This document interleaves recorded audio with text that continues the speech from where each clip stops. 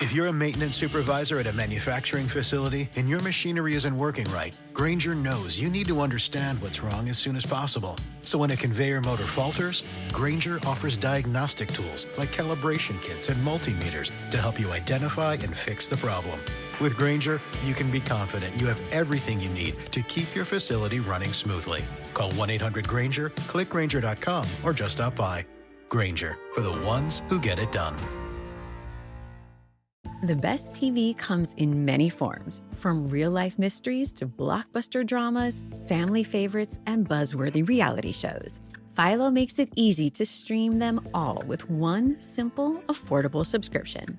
For just $33 a month, Philo offers more than 70 live channels, including favorites like AMC, A&E, MTV, Discovery, and Nickelodeon, plus on-demand TV like the entire AMC Plus library.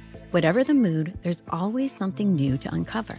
Philo subscribers also get access to HBO Max Basic with ads and Discovery Plus at no extra cost, along with unlimited DVR that saves shows for up to a year. No long contracts, no complicated setup, just endless entertainment ready to stream anytime.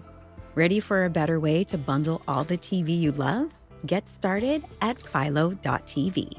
That's PHILO.tv. Your next obsession is waiting. This is VSiN, the sports betting network. This is Money Moves on VSiN, the sports betting network.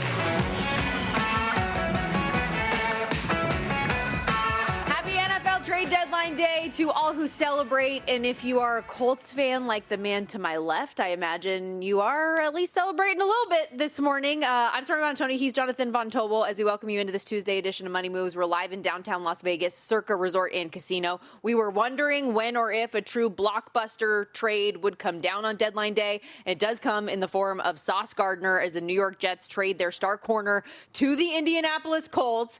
It wasn't cheap. It did come at the cost of 2 first-round picks as well as A.D. Mitchell, but what did you make of the move when you first heard the news this morning? I don't really know.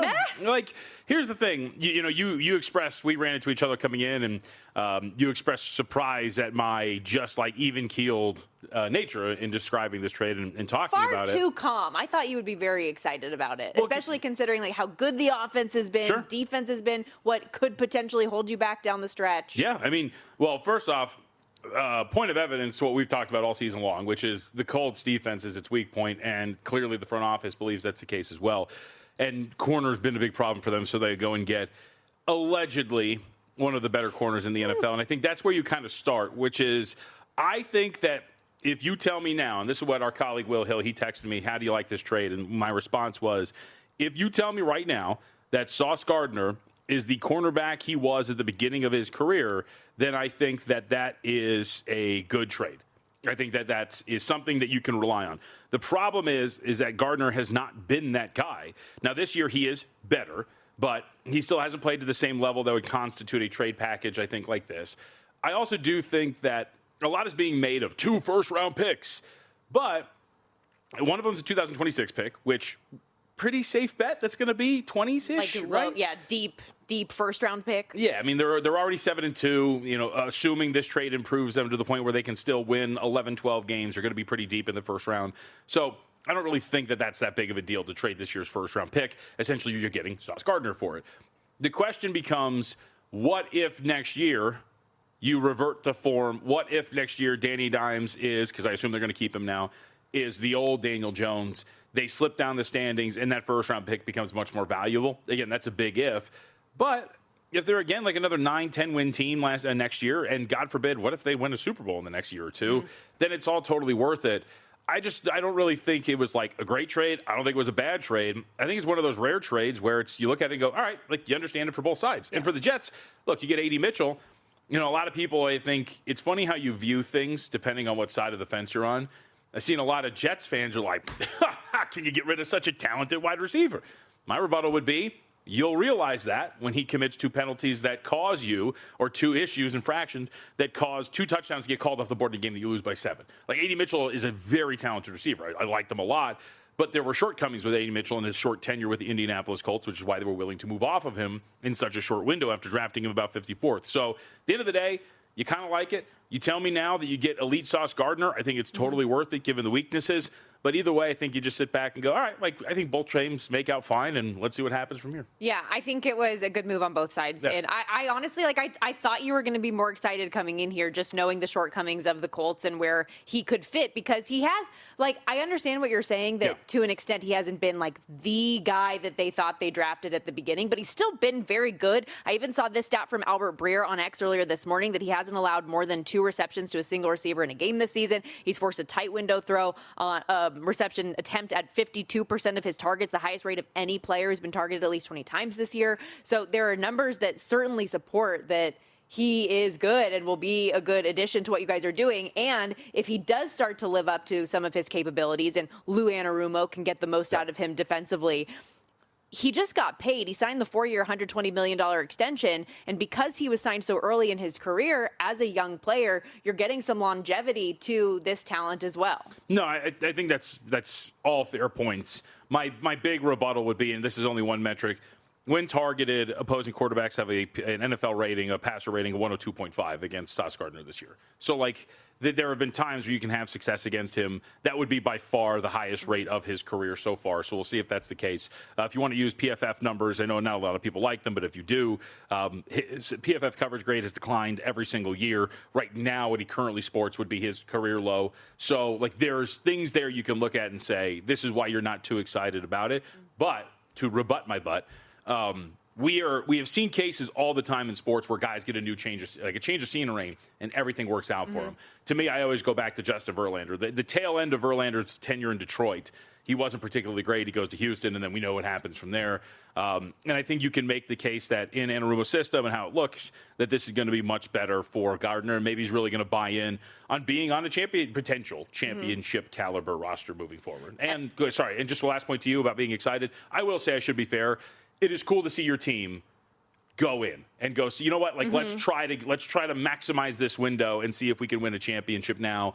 And what you made the great point when we came back on Monday, after a week in which every contender lost in the AFC outside of the Buffalo Bills, this thing looks open. Let's see if we can kind of put the foot on the gas and get there. They are the third shot right now in the AFC, plus 475 behind only the Bills and Chiefs in that spot. And I do just want to say congrats to Sauce Gardner, too, because you're getting out of purgatory. It has been ugly for years and years and years in New York, and now you're going to a place that actually seems like they've got some of their stuff together, 7-2, in position, going all in, all of these things that new owner that you've been wanting to have in New York that you haven't had. Okay, this is just the tip of the iceberg, though. So much more that we will get to as it pertains to the NFL trade deadline, which is 4 o'clock Eastern. So by the end of the show today will be the deadline for trades to get in. More can trickle out after that once they're made final, but good food for thought there. With that said, let's set the table for everything we do have to come here on the program with the rundown like we always do.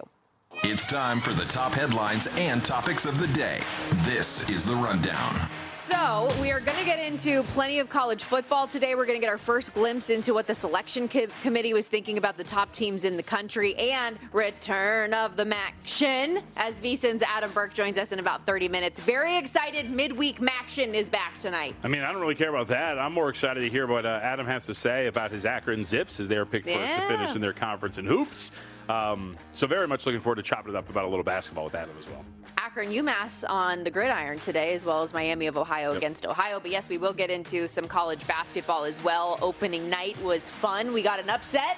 Arizona against Florida as well right here in Las Vegas. And speaking of hoops, we've got hoops and hockey on the brain throughout the day as well. 6 games in the NBA, 10 in the NHL. Some storylines we're monitoring and bets to be made. Yep, short card in the NBA, but an interesting one.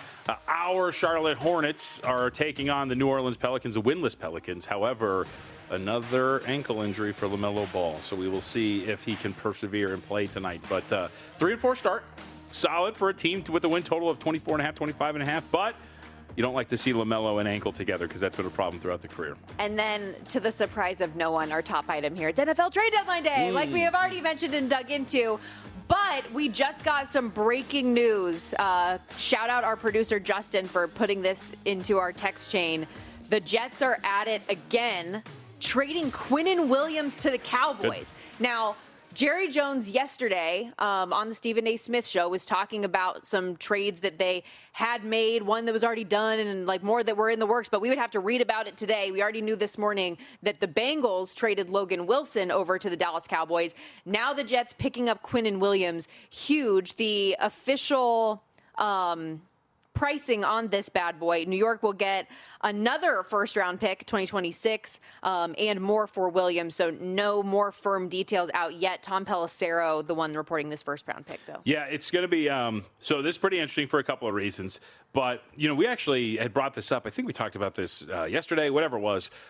Dallas is a team whose top 2 pass rushers in terms of total pressures are along the interior of their defensive line. So now here you are. You get another one that's going to line up on the inside that's going to be like a force to be reckoned with. Interior pressure, our former employee Michael Lombardi used to talk about it all the time, right? Getting in the paint and getting in front of these quarterbacks really can mess up a receiver a quarterback, and it's pretty good. You're not going to get a pure edge rusher, but at the very least, the interior of your defensive line is going to be one of the more stout defensive lines in the National Football League. And I don't know, what do you think? So you're talking a 2026 first-round pick and more. We'll see what more means, but you flipped Micah Parsons, and you got Kenny Clark, Quinnen Williams, and I think a first-round pick is what the totality of the package looks like right now, right? And Logan Wilson. Yeah. Yes. It's one of those interesting things for the Cowboys where clearly they needed defensive help, and with the offense, until last night, the way that they had been able to produce, you're like, oh man, just imagine if Parsons was still here, or if they had a little bit defensive help, could they be a good team? Sure. I do find it interesting that they're going all in this way when they've had opportunities to do it over the last couple of years and didn't. Like, they use the words all in a lot, but now it actually feels like they're making an attempt to do that defensively. Yes. Here's my question. We're talking a lot about these teams that are acquiring these pieces. Jets are still a 1.5 point favorite this weekend against Cleveland. They're shipping off all their best pieces. No. No what? No way. No way what? What does that mean? I have no interest in, I guess I would fade the Jets. Yeah, that's what I'm saying. Yeah. So, does this, I'm saying does 1.5 this is close? not nearly enough. Right. So, are we going to see Cleveland flip to the favorite? Because you asked, and rightfully so, hey, what was the adjustment for the Colts against Atlanta because they went and got Gardner? But now that the Jets are going to be without Williams, without Gardner, are we going to start to see this decline here to the point where it might be Cleveland favorite on the road against the Jets? Yes. They're 1.5 point favorites right now. Jets on are. DraftKings. Yeah. No. The Browns. Oh, really? Yeah. I'm looking at, maybe my screen has not refreshed. Look at that. Yes. So we already have seen that. So it's instantaneous. You ask and you shall receive. That's right. Because, yes, it is happening now. This Jets, full rebuild mode for the Good. Jets, which I think is needed. I feel for Aaron Glenn to an extent, but now you've got all these first rounders for the next couple years that you can try to build something back up, and to this coming year in 2026. Yeah, this is the way you're supposed to do it. Fire sale, get a bunch of first-round picks, and let's see if you can retool this thing. All right, we'll continue to react to that news. 2 big trades now out of the Jets defense. Wow, another one. Another one? Yeah, Andrew Kittredge just got traded to the Cubs for cash. We've got a lot to hit on. We're just getting started here on Money Moves. And, we'll get a little reaction to what transpired last night on Monday Night Football as well.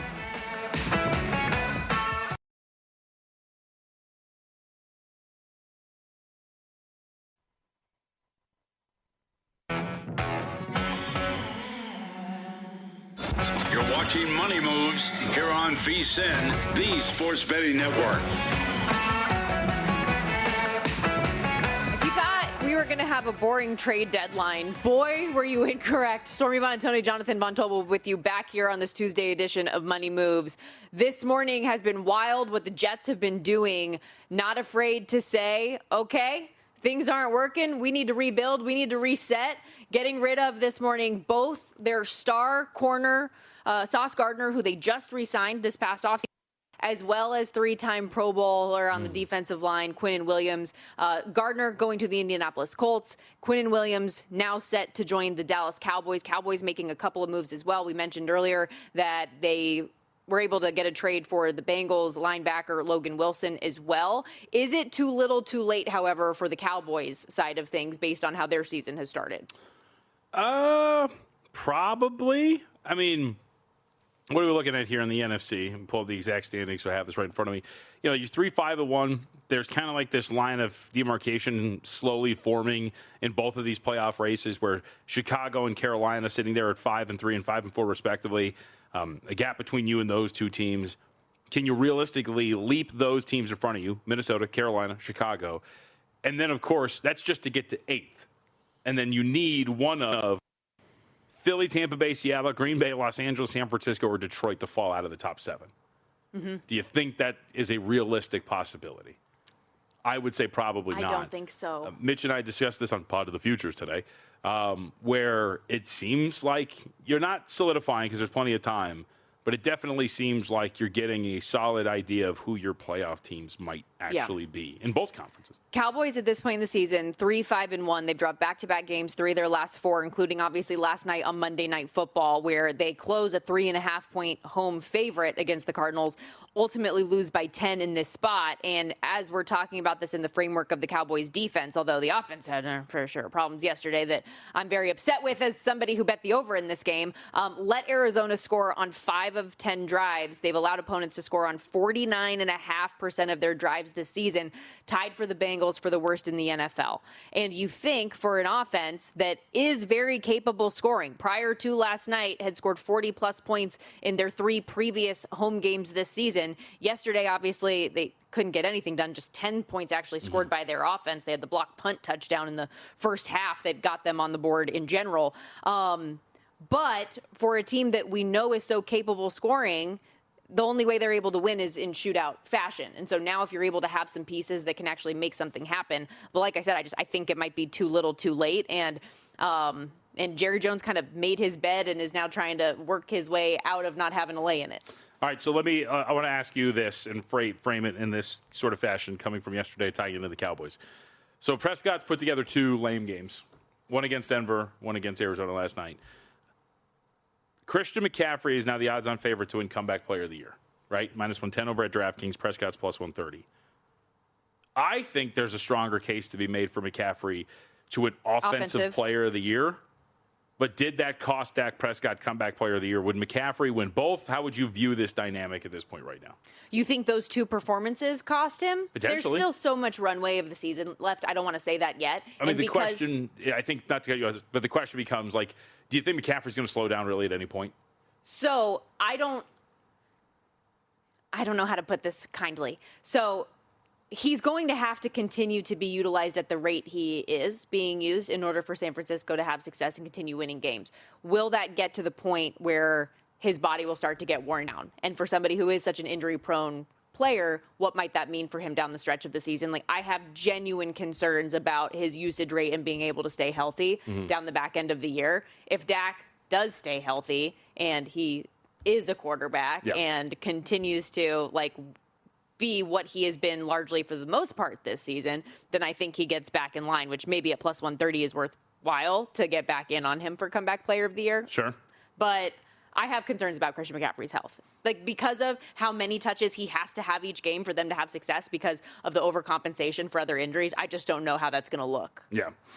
I think that's fair. I'm just really curious to see, like, man, because the other looming thing over all of this is the Colts schedule is about to, like, really get a lot harder. And so if Jonathan Taylor starts to fall off like he had, like, a poor performance here, it opens up, like, I think all 3 of these are connected. Taylor to win Offensive Player of the Year, Christian McCaffrey to win Offensive Player of the Year, and then, of course, with McCaffrey and his contention for both awards, how voters handle him, and then thus Dak. So if you think he stays healthy, then are you firing on a 6-1 at McCaffrey right now because Jonathan Taylor's still odds on for Offensive Player of the Year? I think that is the play to make an Offensive Player of the Year, yes. Okay. He's been great. You were also mentioning to me, though, with what the Jets are doing and clearly packing it in, if there could be another angle on betting them in the futures market. Yeah, 5-1 for fewest wins. What do you think? I mean, they have 1 win. There's a 3-way tie, a 3-way race for fewest wins at this point right now. In the National Football League, we have the Carolina Panthers, excuse me. New Orleans Saints. Excuse you? New Orleans Saints, same color scheme. Tennessee Titans and the New York Jets. You can throw in the other 2-win teams that are there, the Raiders, the Browns, Dolphins, Giants. But if the Jets are really selling off here and getting rid of everything, what if more is to come? Titans have the harder of the two schedules remaining. I mean, neither of the schedule is a cakewalk, but when you look at the Titans' remaining schedule, they have the Texans, Seahawks, Jags, at Browns, at 49ers, Chiefs, and they did get the Saints, and then the Jaguars again. The Jets, meanwhile, have the Browns coming up after the bye. New England, Baltimore, Atlanta, Miami, Jacksonville, New Orleans, New England, and then they close the season out with Buffalo. Mm-hmm. So I feel like the Titans are the more likely of the two. And they just offloaded one of their star defensive players as well. So that's like another layer to the Titans knowing where they're at this point in the season as well. Draymond Jones, for anyone who missed it, he got traded to the Ravens yesterday for a conditional 5th-round pick, so could be a 4th. There are a few. I mean, do you want to get into some of these other ones as well? Sure. So the Raiders trade Jacoby Myers to the Jags for a 4th and 6th-round pick. The Saints have traded Rashid Shaheed to the Seattle Seahawks. We already talked yesterday about what the Miami Dolphins did, getting rid of Jalen Phillips, and credit Howie Roseman for doing it again for the Philadelphia Eagles. Am I missing any more of the big marquee names that we need to hit on? That sounds familiar, but I mean, I think the Phillips one is incredible. I think we hit on this a little bit yesterday, but out of all of the moves that are going to make a pretty big difference, to get an edge rusher of that caliber to add to what you have going forward is, I think, a freaking steal with what you're looking at here. So does that impact your view of the Eagles now moving forward? Like they've had their highs and lows this season, and we documented them well, particularly in the first half of the season. How do you view their chances to repeat in their place in the NFC? By the way, Cleveland's up to 2.5-point favorite over the Jets. So we're just keep going. So we're just going to keep going. No, well, I think you have to pair it with the fact that we've just watched the Packers do what they did. Don't you? I mean, so you look at how the Green Bay Packers have been as inconsistent as all hell, and I know the Philadelphia Eagles haven't been, but they're at least addressing one of their weaknesses. We've talked about this a lot, that second corner spot and how you're going to cover that up. You know how you cover up a leaky spot in your secondary? You get a really good pass rush.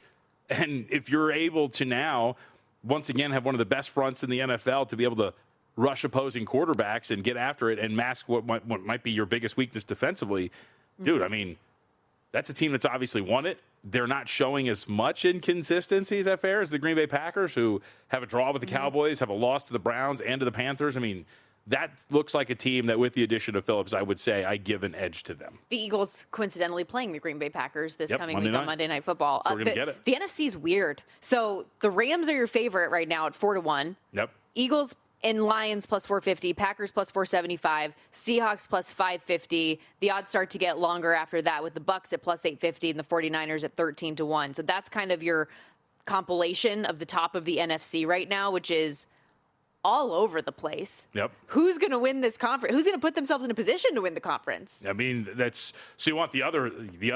I don't want to overreact too much. Do you make the case? Maybe not in the conference. But considering the inconsistencies of Green Bay, they're only sitting on, 5 wins? Minnesota's 14-1 to win the NFC North.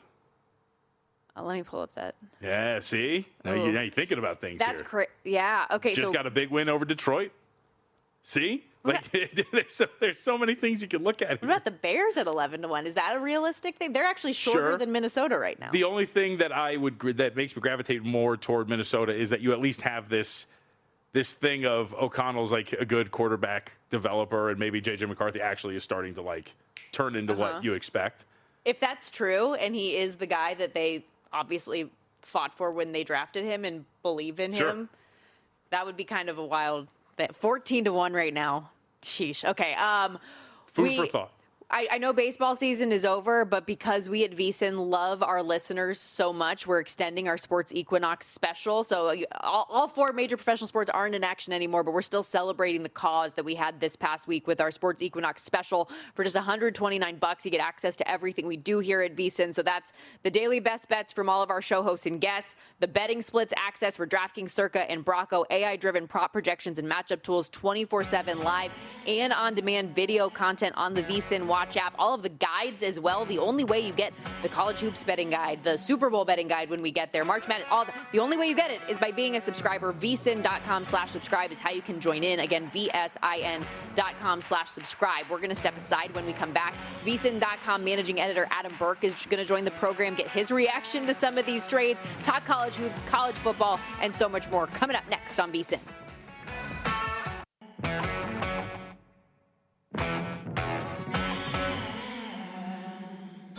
You're watching Money Moves here on VSiN, the Sports Betting Network.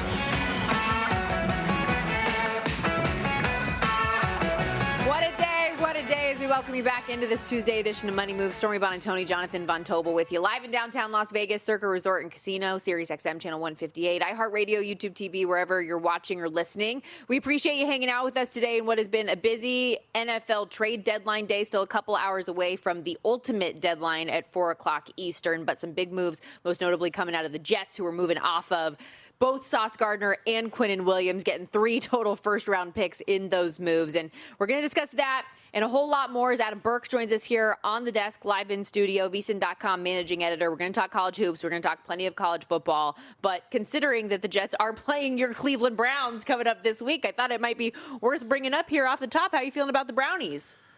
Well, I mean, the Browns laying points is never really something that I'm going to be excited about. So there's that. Also, I mean, look, these are 2 defensive moves for the Jets, losing Williams and Gardner. And by the way, I love both returns. I mean, get as many first-round picks as you can when you're as terrible as they are. But it's not like the Browns are really in a position to take advantage of some big defensive losses like this.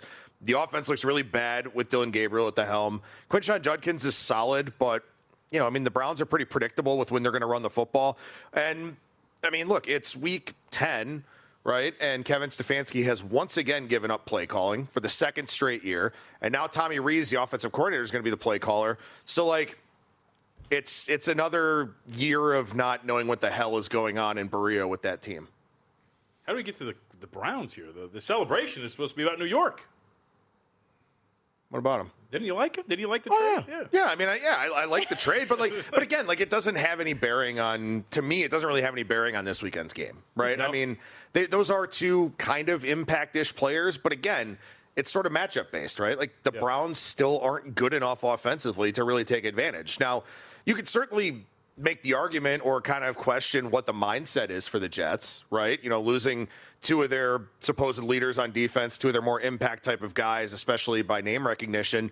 Is that something that kind of bleeds its way through the locker room? But also, other guys get an opportunity now. Guys that want playing time, guys that want, contract coming up in free agency, guys that are getting elevated from the practice squad and can now play on special teams, things of that sort. So, yeah, they're losing name value, but the guys that are replacing them are at least going to go out there and play hard, and they happen to be playing a really bad football team on the other side. So to the point of this line moving the way it has. So again, some spots are up to 2.5. Some have 2.5 juice to the favorite side, which is pretty interesting. What about the total? 37.5. I mean, but right, and you're getting rid of 2 defensive starters here if you're the New York Jets. I mean, could you not make the case that there's, maybe not the side so much should be impacted as much as maybe we should see some sort of an adjustment on the total? Adam?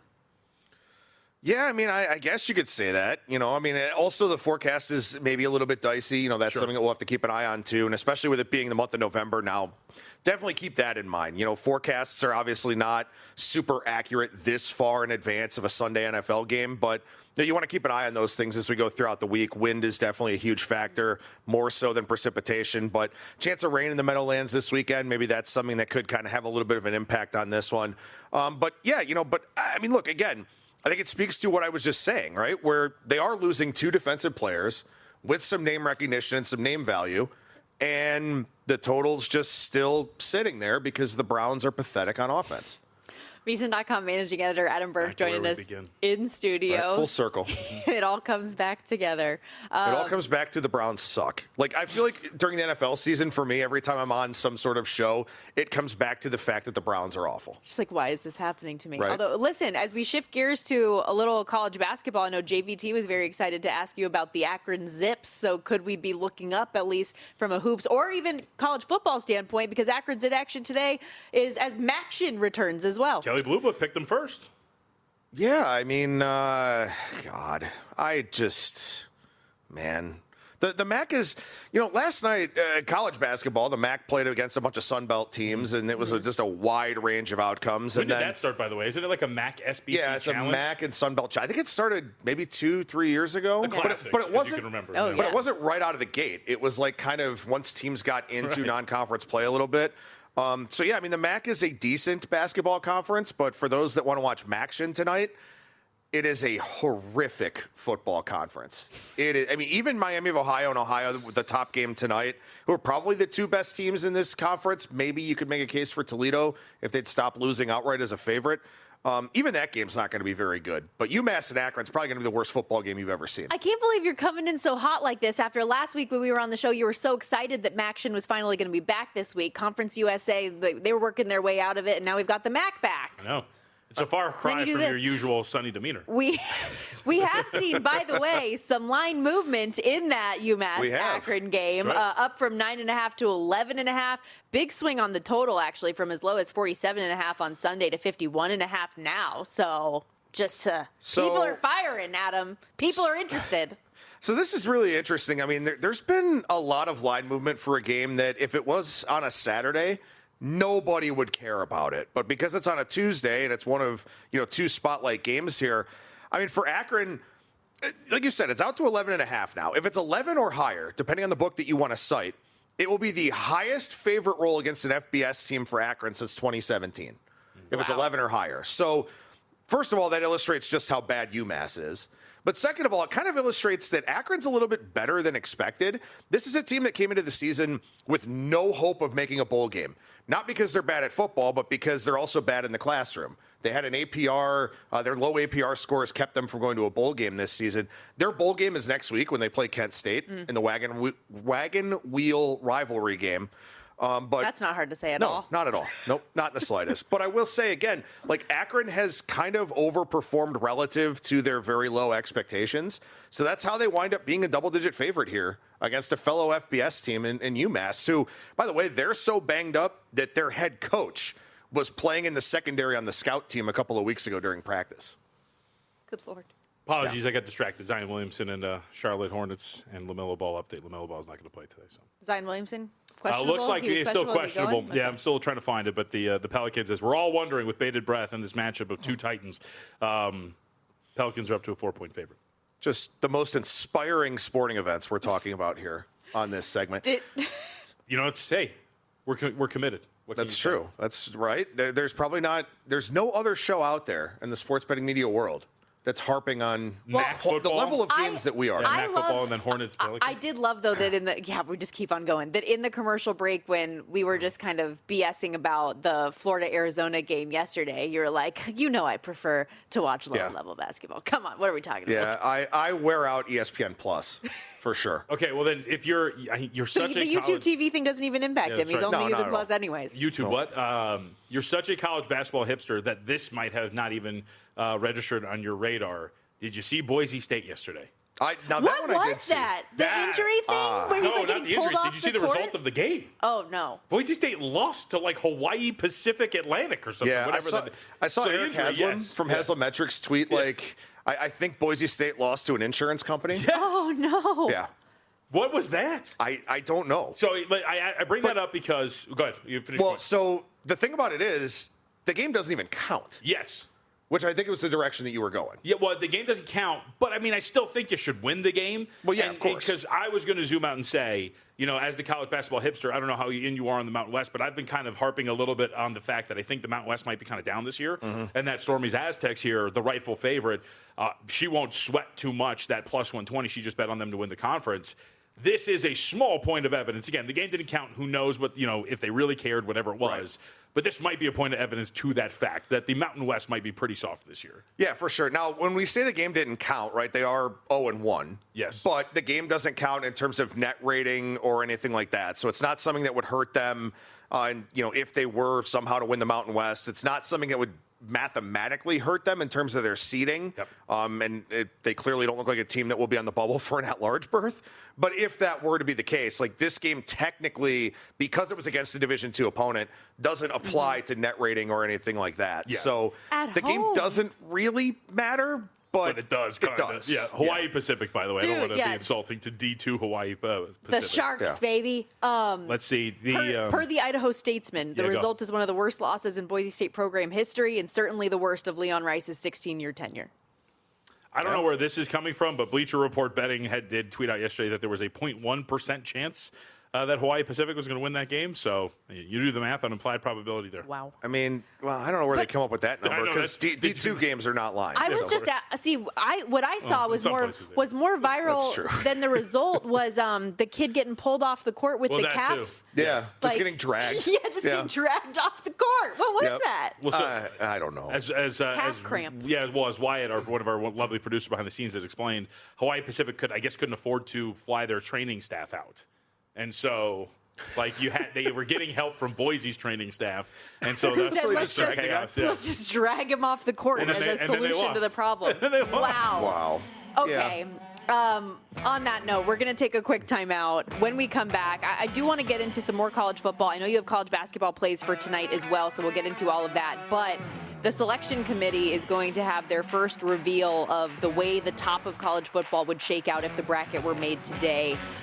What does that mean for a team like Notre Dame? Some of these interesting conferences like the ACC. We'll get into it all coming up.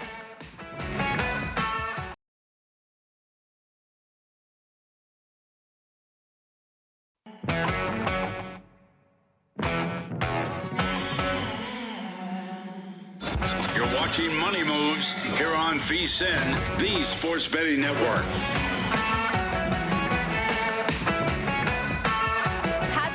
Watching college hoops opening day yesterday, and the action rolls on today with 36 more games in college basketball. Stormy, Buonantony, Jonathan Von Tobel with you as VSiN's own Adam Burke joins us on set here in studio at Circa Resort and Casino. And you were just going through some of the incredible marquee matchups of the day, Adam. Yeah, so, we were talking about Hawaii Pacific earlier and how they knocked off Boise State yesterday. Santa Clara, they're on upset alert against Cal Poly Humboldt. Rice is playing Biblical Studies College of Texas. Wow. Sacred Heart is playing the Merchant Marine Academy. Wow. So that's another good one there. East Tennessee State is playing Converse College, which is not the Chucks. They're actually the Valkyries.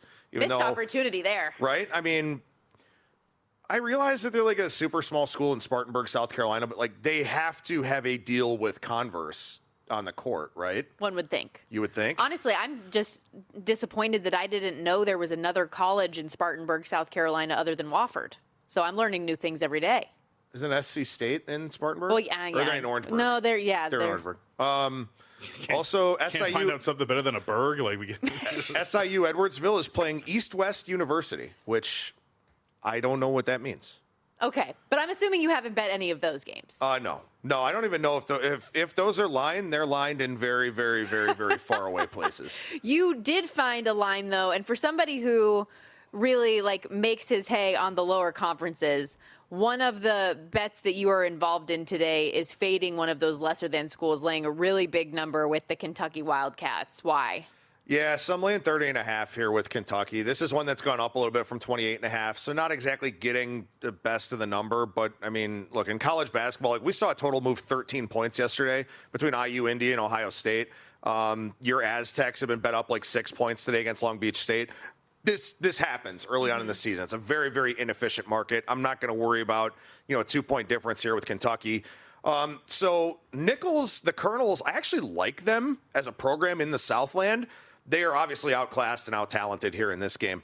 But their top returnees are all very, very inefficient offensive players. The guys who were decent on offense for them last year are gone. And this is something that's going to happen for a lot of these, really low major teams. Their top returning players, like a 39% guy on twos, 31% on threes, another 31% shooter on threes, a guy who was 31% on 2-point shots, 36% from three.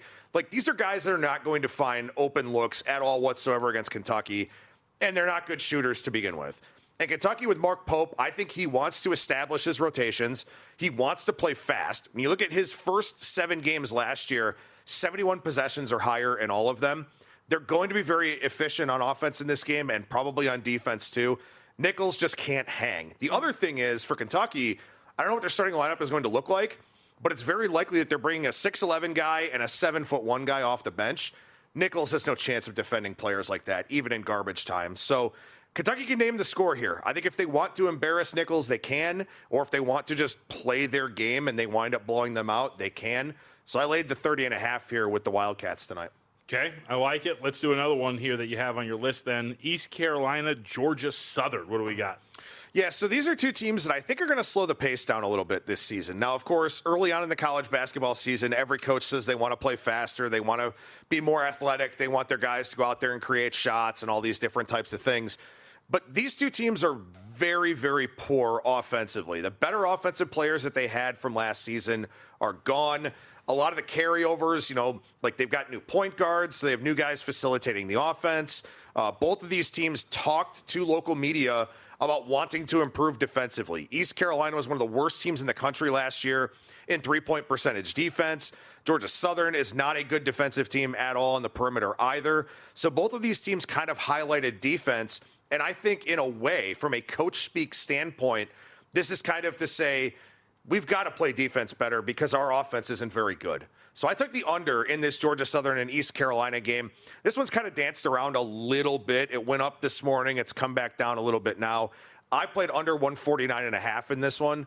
But, again, like these are just two very offensively challenged teams, and I think are going to have a lot of difficulty here. More plays from Adam are available in his full write-up at vsin.com right now. Remember, if you're a VSiN Pro subscriber as well, you get unlimited access to all of the articles available at the website each and every day. Let's shift gears the last few minutes here to a little college football because we are going to get our first glimpse at what the College Football Playoff Selection Committee thinks of the top of college football right now. And I know it's just I don't want to say it's a meaningless exercise because a lot of these things are going to play themselves out and we're going to figure out who's going to play in and ultimately win these conference championships. But it's such a great view of how the committee at least views certain teams and certain situations. And I think Notre Dame Fighting Irish are one of those teams that a lot of people are very curious as to see where they end up getting put to see where they could fit in things. Yeah, so by and large, I mean, this is bad from a sports betting talk radio standpoint. I don't care about the college football playoff rankings for exactly the reason that you said, because so much is going to change, right? Like Texas Tech and BYU are going to get ranked wherever tonight, and then they play each other this weekend, and obviously the loser of that game is going to drop. So they don't really necessarily matter a ton, but I do think, and I thought Tim Murray brought up a good point on the College Football Podcast about this, that they kind of matter this week, right? Going forward, we know they're going to shift because of who's playing who, head-to-head matchups, all of that. But exactly what you said, you can sort of establish what a team's path is to making the playoff, which is something that you can use to your advantage from a future standpoint, right? To make Notre Dame, for example, they shouldn't lose. They shouldn't lose the rest of the way. They don't have a conference championship game to worry about, and their schedule's not any good. So if they're a team that looks like they're in a playoff position right now, the only thing that's going to happen is teams in front of them are probably going to lose and then wind up falling back behind them. So when you think about a team like that, when you think about the situation going on in the ACC, like at Georgia Tech, for example, right? They're probably the best team in the ACC, but they just lost last week in NC State. Where are they put in the college football playoff rankings picture? So that's, I think, the value of it here tonight is to be able to dabble in that futures market and see what a path is going forward. Beyond this, I don't really care because these teams are just going to kind of beat each other, and then everything's just going to, get shaken up. Well, they changed their parameters near the tail end of the year at times as well, right? Right, so, yeah. Oh, it's always it's a moving target. You can make an argument that the first rankings also give you an idea of what they view as, important or not, right? Right. Yeah. But by the time we get to the last one, it won't really matter. By the way, we're going to be able to watch? Yeah, that's a good point. I will. That's a really good point. Oh, yeah? I will, yeah. How is that? What do you mean? Well, because it's on ESPN. I still am an ESPN employee, so I have access to ESPN. Oh, sorry, stuff. my bad. But I do think, so to the point But that I you're had making. honestly, I had to figure it out this week yeah. because I haven't. I always use it on YouTube TV, so I actually had to go through the things like, how do I get my ESPN? But to the point that Stormy was making about Notre Dame and to the point that you were making just now is both of Notre Dame's losses came in their first two games, right? The Texas A&M loss is aging pretty gracefully because Texas A&M is really good. The Miami one, not so much. So to John's point, how much are they being punished for those first two games? Because if they're not really being punished for it because it happened so early, then they're making the college football playoff, without much resistance. Well, and it's even I like that you mentioned those first two games and how important they are, but you need USC to keep winning and keep being good. Pitt, who they have coming up. Right. It stinks that Navy lost this past week the way they did to North Texas because those are games that they have upcoming on their schedule, and with the strength of schedule metric being so important, that those are things that are actually going to matter potentially down the stretch for Notre Dame. You did bring up the BYU Texas Tech game that's coming up this weekend, though. College Game Day is going to be there, all the fanfare. You have not been a BYU fan. No. But what do you think of 10.5 as that number? I mean, I kind of like to use the cliche that the line tells a story, right? I mean, the line tells the story in this game. These two teams are not remotely the same. Texas Tech is a much better team. BYU has gotten very fortunate in some of their games. And again, you talk about how wins age, right? I mean, they barely beat Colorado. Colorado looks like an absolute disaster right now. Like, that win is not aging well for them at all whatsoever. And some of their other games kind of feel the same way. The Utah win looks better now with Utah, getting healthier and what Utah just did to Cincinnati. But I don't think this BYU team's any good. I mean, I'm going to take Texas Tech. I'm going to lay the 10 in this game. Virginia's another team that I'm looking to fade pretty much on a weekly basis. Did it with Cal last week. Didn't come through, which was a horrible beat. But yeah, bad. I'm so sorry. Oh, it was rough. It was very, very rough. But yeah, I mean, BYU is just not a team that I just don't think they're very good. I really don't. Last 45 seconds. Who the hell is winning the Mountain West? It's got to be San Diego State, right? I mean, it's got to be, right? There you go. I think so. I'm really interested to see San Diego State here, though, against Hawaii, because they have not played an offense with a pulse. They've not played a passing game with a pulse pretty much all season long. They're going to get one with Hawaii, and then they're going to get one down the line with San Jose State, too. I think it's a big number for Hawaii. I was going to say, bet up 3 points. It's a big number, yeah. So they're getting bet up in college basketball and college football. Correct. Yep. Good time to be an Aztec. What can I say? Time to answer. Got to answer next time they ask you for a donation. That's right. Speaking of which, I got one of those emails this week, and I was like, who do you think I am? I'm not Great timing, yet, right? Wrote a cool, what do you think, 10,000? What? I see you just write a check for a cool 10,000. because that's totally me. Adam, appreciate you as always. We'll see you back here next week as well. Next Tuesday as we roll on. We've got to step aside when we come back, kicking off hour 2 on VSiN.